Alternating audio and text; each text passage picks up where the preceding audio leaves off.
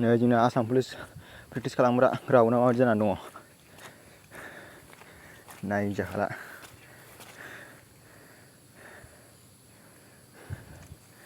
नायजाखाला कन्डिसना।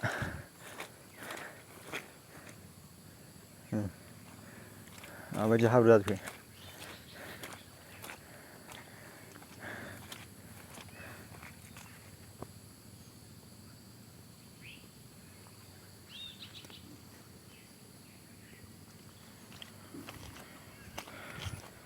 नायजाला आरो बैथिंथ' नायजासिनबावला दै जाजोब्बाय।